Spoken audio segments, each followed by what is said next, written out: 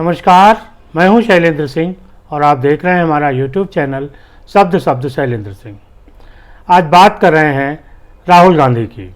जब से लोकसभा चुनाव की तैयारियां होने लगी थी, उसी समय से जो राहुल गांधी के समर्थक हैं, कांग्रेस के समर्थक, मीडिया है, कई बड़े पत्रकार हैं और जो ख़ास तौर से नरेंद्र मोदी और उनकी नीतियों की खिलाफत करते हैं या उनके विरोध में हैं, वो एक माहौल बनाने के पक्ष में थे कि इस बार अमेठी में स्मृति ईरानी का काफ़ी विरोध है।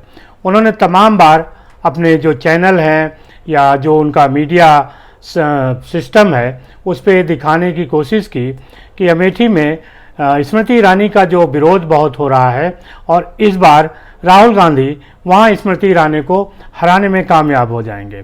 पूरी तौर से ये माहौल बनाया जा रहा था कि राहुल गांधी स्मृति ईरानी के खिलाफ अमेठी से चुनाव मैदान में उतरे।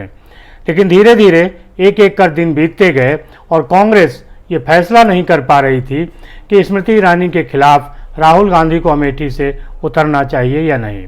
फिर राहुल गांधी ने वायनाड से लोकसभा का टिकट लिया और वहाँ चुनाव हुआ।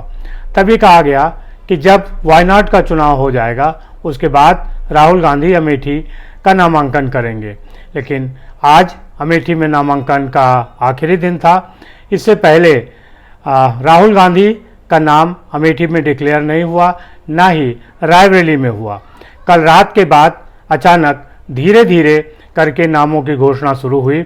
अमेठी में जिस समय राहुल गांधी का पोस्टर लगाया जा रहा था, बैनर लगाया जा रहा था और यहाँ तक कि उनके लिए प्रस्तावक भी तैयार हो गए थे और उन सब प्रस्तावकों ने दावा किया था कि अमेठी से राहुल गांधी चुनाव लड़ेंगे। अचानक आज सुबह खबर आती है कि राहुल गांधी अमेठी से नहीं रायबरेली से चुनाव लड़ेंगे। अब जो पत्रकार ये दावा कर रहे थे कि अमेठी में स्मृति ईरानी को राहुल हरा सकते हैं, वो कह रहे हैं कि ये कांग्रेस की बहुत बड़ी रणनीति है। रणनीति के तहत ही रायबरेली से राहुल गांधी को चुनाव लड़ाया गया है। अब ये कैसी रणनीति है ये तो पता नहीं, लेकिन राहुल गांधी के लिए रायबरेली भी उतनी सरल नहीं है, क्योंकि यहाँ पर भी जो विधायक हैं वो समाजवादी पार्टी और भाजपा के हैं।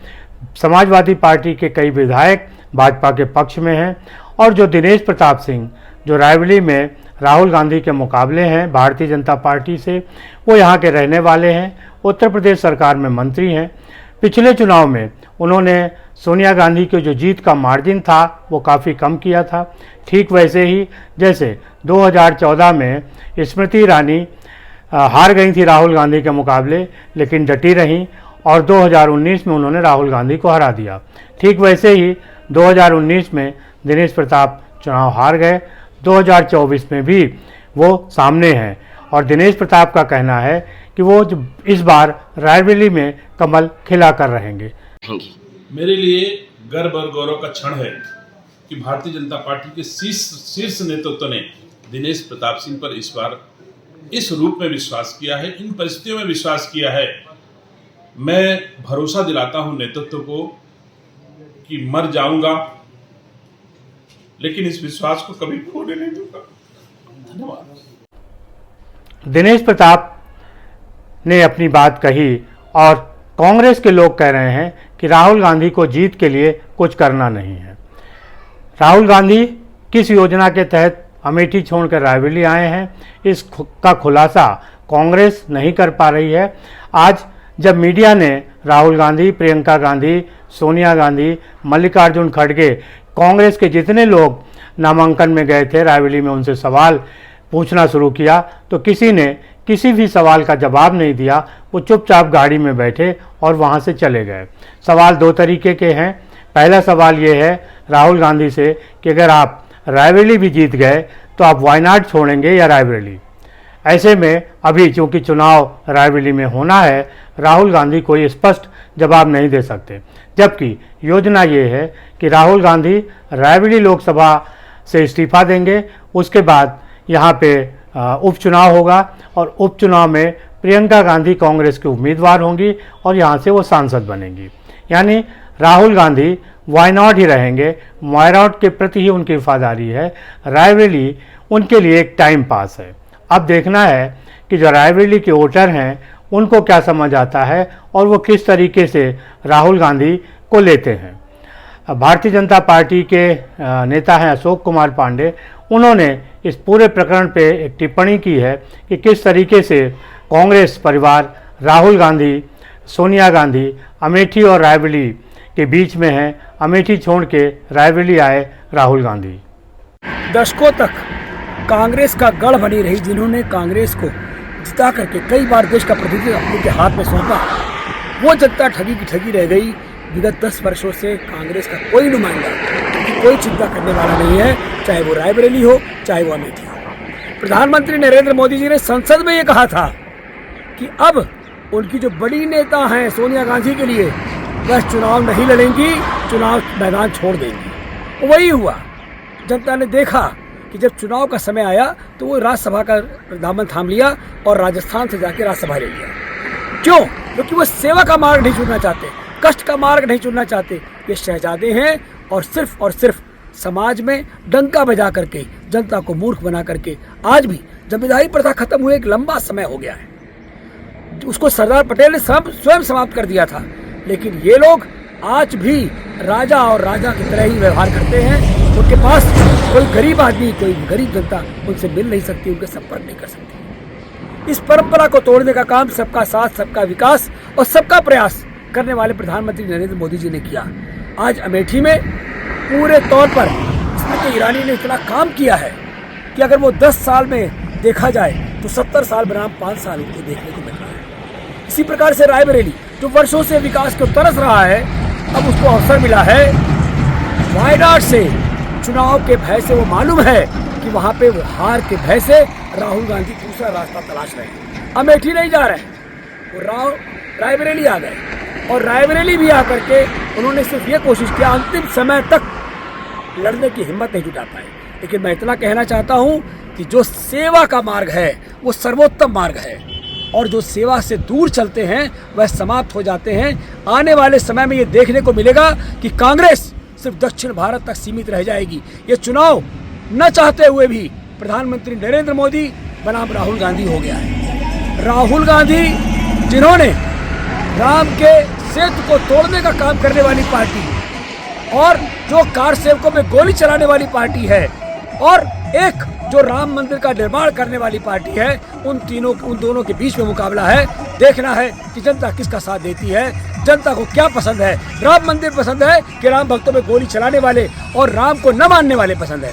जय हिंद, जय भारत। असल में कांग्रेस बात करती है महात्मा गांधी की नीतियों पर चलने की, लेकिन महात्मा गांधी का कहना था कि आप अगर कोई काम करने जा रहे हैं या किसी को कोई सलाह देने जा रहे हैं तो सबसे पहले आप उसे खुद पे अमल करके देखिए और देखिए कि क्या आप उसको पूरा कर सकते हैं। अगर आप खुद उस काम को कर सकते हैं तो दूसरे के लिए हाँ करिए।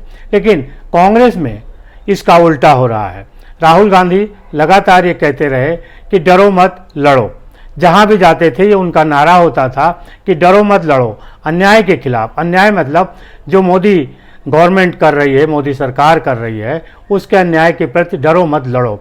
लेकिन जब उनको खुद नंबर आया अमेठी से लड़ने का तो वो रायबरेली आ गए। इसी तरीके से प्रियंका गांधी ने नारा दिया था लड़की हूँ लड़ सकती हूँ, लेकिन जब खुद का चुनाव लड़ने का नंबर आया तो प्रियंका गांधी ने चुनाव मैदान छोड़ दिया। अब कांग्रेस के समर्थक कह रहे हैं कि प्रियंका गांधी पूरे देश में प्रचार करेंगी, इसलिए वो चुनाव नहीं लड़ेंगी। राहुल गांधी ने सुरक्षित सीट इसलिए खोजी है क्योंकि इसके साथ यहाँ कम समय देना पड़ेगा और वो पूरे देश में कांग्रेस का प्रचार कर पाएंगे। लेकिन जो भारतीय जनता पार्टी है उसका कहना है कि कांग्रेस लड़ नहीं सकती, इसलिए वो छोड़ रही है। पहले उन्होंने अमेठी छोड़ा, फिर वायनाड छोड़ा और अब रायबरेली में है। आज सुबह ही जो गांधी परिवार है वो पूरा फुर्सतगंज हवाई अड्डे आया, वहाँ से वो रायबरेली गए और रायबरेली में नामांकन हुआ। कांग्रेस का पूरा अमला रायबरेली में था। सोनिया गांधी, प्रियंका गांधी, राहुल गांधी, कांग्रेस के अध्यक्ष मल्लिकार्जुन खड़गे। हालांकि प्रियंका गांधी अमेठी भी गईं, लेकिन प्रियंका गांधी को छोड़ के जो वहाँ पे आज ही अमेठी में भी किशोरी लाल शर्मा ने भी अपना नामांकन दाखिल किया। किशोरी लाल शर्मा 1983 में राजीव गांधी के साथ अमेठी आए थे और फिर वो अमेठी और रायबरेली के होकर रह गए। कांग्रेस में नेहरू गांधी परिवार के सबसे खास सिपह सालार हैं, प्रबंधक हैं और 2019 में जब सोनिया गांधी रायबरेली से सांसद बनी तब उनके सांसद प्रतिनिधि हैं और अब पहली बार वो अमेठी से चुनाव लड़ रहे हैं। अब देखना ये है कि स्मृति ईरानी के खिलाफ वो किस तरीके का अभियान चला पाते हैं और कितने वोट हासिल करते हैं। लोग ये कह रहे हैं कि रायबरेली राहुल गांधी के लिए इसलिए आसान है क्योंकि समाजवादी पार्टी का साथ है। उन्हें ये पता होना चाहिए कि जब भी रायबरेली और अमेठी पर जब भी नेहरू गांधी परिवार के लोग लड़े हैं, समाजवादी पार्टी ने उनके विरोध में कभी अपना प्रत्याशी नहीं उतारा। 2019 में तो बहुजन समाज पार्टी भी उनके साथ थी, लेकिन इस बार बहुजन समाज पार्टी ने वहां अपने अलग उम्मीदवार उतारे हैं और इस कारण जो बसपा का एक वोट बैंक है उसको भी दूर जाने का खतरा है। ऐसे में वो कांग्रेस के पक्ष में खड़ा नहीं होगा, लिहाजा कांग्रेस के लिए अमेठी और रायबरेली दोनों ही निकालना मुश्किल है क्योंकि यहाँ पर इस बार संघर्ष त्रिकोणात्मक है। एक तरफ बहुजन समाज पार्टी है, दूसरी तरफ समाजवादी पार्टी और कांग्रेस का इंडिया अलायंस है और तीसरी तरफ भारतीय जनता पार्टी है। भारतीय जनता पार्टी के नेता ये तय कर चुके हैं कि जिस तरीके से राहुल गांधी को अमेठी में हराया था उसी तरीके से रायबरेली में भी हराएंगे। अगर राहुल गांधी रायबरेली भी हारते हैं तो निश्चित तौर पे ये उनके लिए एक बड़ा सेटबैक होगा और जो उनकी आगे की राजनीति है उस पर खतरा होगा। अमित शाह जो भारतीय जनता पार्टी के नेता हैं, गृह मंत्री हैं, उन्होंने कहा कि 20 बार राहुल गांधी को उनकी पार्टी लॉन्च कर चुकी है और वो सफल नहीं हुए हैं। 21वीं बार भी उनको लॉन्च किया जा रहा है लेकिन वो सफल नहीं होंगे। प्रधानमंत्री नरेंद्र मोदी पहले ही कह चुके कि पहले उन्होंने अमेठी छोड़ी, फिर वायनाड छोड़ा और अब रायबरेली की बारी है। देखते हैं कहाँ कितने दिन टिकते हैं। इस तरीके से जिस लड़ाई की उम्मीद जनता और कांग्रेस के समर्थक, मीडिया, राहुल गांधी और अखिलेश यादव के समर्थक जो पत्रकार हैं वो चाह रहे थे कि रायबरेली और अमेठी में हो, खासकर अमेठी में हो, जब राहुल गांधी स्मृति ईरानी का मुकाबला करें और उनको हराएं।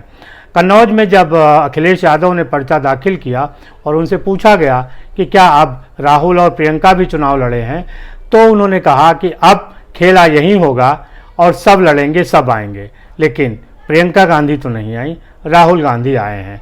अब देखना ये है कि राहुल गांधी का रायबरेली में क्या हाल होता है, क्योंकि रायबरेली में पिछले 5 सालों में सोनिया गांधी के खिलाफ एक हवा है, कांग्रेस के खिलाफ एक हवा है कि ये लोग जीत के बाद यहाँ आते नहीं। सोनिया गांधी अपना जीत का सर्टिफिकेट लेने भी नहीं आई थी क्योंकि वो बीमार थी। सोनिया गांधी के बीमारी पर तो लोगों को यकीन हो सकता है, लेकिन राहुल और प्रियंका ने जिस तरीके से रायबरेली से पहले दूरियां बनाई थी वो एक प्रश्नवाचक चिन्ह के रूप में सामने खड़ा है।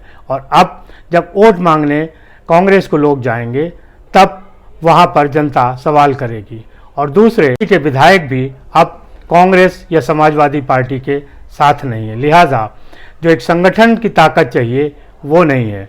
राहुल गांधी का नाम अकेले कितना करिश्मा कर पाएगा ये देखने वाली बात है। आपको क्या लगता है ज़रूर बताइएगा। शुक्रिया, धन्यवाद।